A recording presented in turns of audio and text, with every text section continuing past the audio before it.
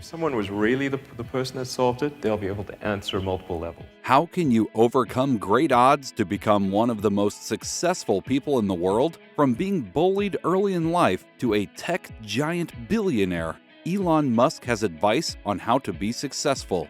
Be willing to take risks. As you get older and your obligations increase, the risks you take begin to affect others. Focus on signal over noise, meaning look for what the end result should be and how to get there, instead of focusing on what doesn't matter. Some companies spend money on products that don't make anything better. When launching a new idea, ask if these efforts are resulting in a better product or service. And if they aren't, stop. Marketing isn't important if you have a product nobody wants. And whether you are creating a company or joining, attract great people. Join a group that you respect. Depending on how well people are focused will determine success. Really liking what you do, whatever area that you get into. Be focused on something that will have high value to someone else. What's the difference between having high ideals and sticking to them and pursuing an unrealistic dream? Learn to identify those differences and be rigorous in your self-analysis. Be tenacious and work hard. You must always do more than the other people. There are more ways to fail than to succeed, yet only 1% of people continue working after a failure. Don't worry about making mistakes. If you try and fail, it's okay. Even if you have the smartest people working on something, you can still fail. Chase the things that inspire you. For Elon Musk, that was technology and business. Learn what you can do to be useful and then decide what it is that you need to do to make that a reality. Before you have those obligations. So I would encourage you to take risks now, do something bold.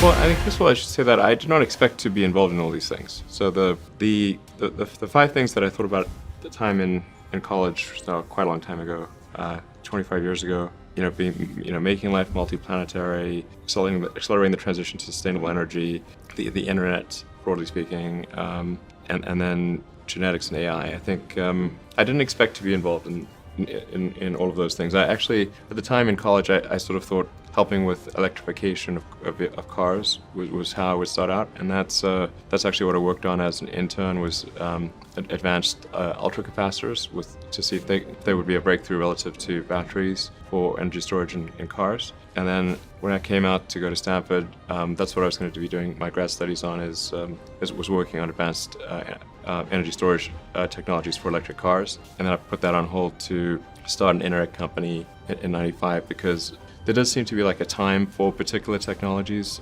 when they're at a steep point in the inflection curve, and I didn't want to do a PhD at Stanford and watch it all happen, and I wasn't entirely certain that the technology I'd be working on would actually succeed. And now is the time to take risk. You don't have kids. As you get older, your obligations increase. And once you have a family, you start taking risk not just for yourself, but for your family as well. It gets much harder to do things that might not work out.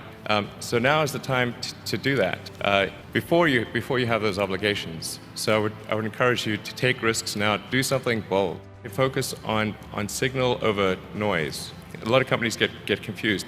They spend money on things that don't actually make the product better. For example, at Tesla, we've never spent any money on advertising.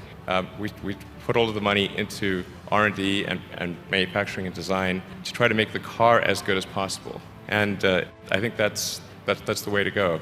For any given company, just keep thinking about, are these efforts that people are expending, are they resulting in a better product or service? And if they're not, stop those efforts. I think certainly being focused on something that you're confident will have high value to someone else, and just being really rigorous in making that assessment, because people tend to, a natural human tendency is wishful thinking.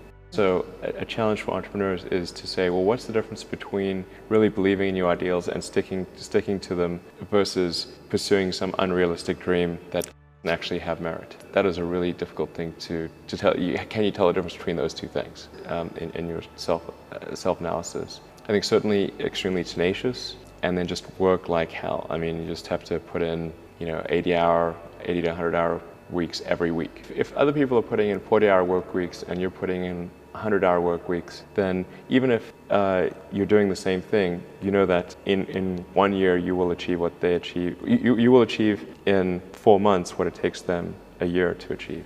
Well, I mean, there are many that sort of. I mean, I think there's like some entropic basis for this. Like, there are many more ways to fail than to succeed. So you have to explore. I mean, particularly like for a rocket, there's like 1,000 ways a thing can fail, and like one way it can work. So you could have a lot of rocket failures to explore all the ways in which it could fail. So, but I do think that one great thing about Silicon Valley is that failure is not a big stigma. So it's like if you try hard and it doesn't work out, that's okay. Like, you can learn from that and do another company, and it's not a big deal. And I think that's really one of the great things about Silicon Valley. I mean, I think it's like quite painful and difficult, honestly, and it feels terrible. But yeah, I mean, the company is sort of looking to me to rally them, and so I do. But I honestly feel super bad. Thank you for watching. If you enjoyed this video, be sure to like, comment, share, and subscribe for more content.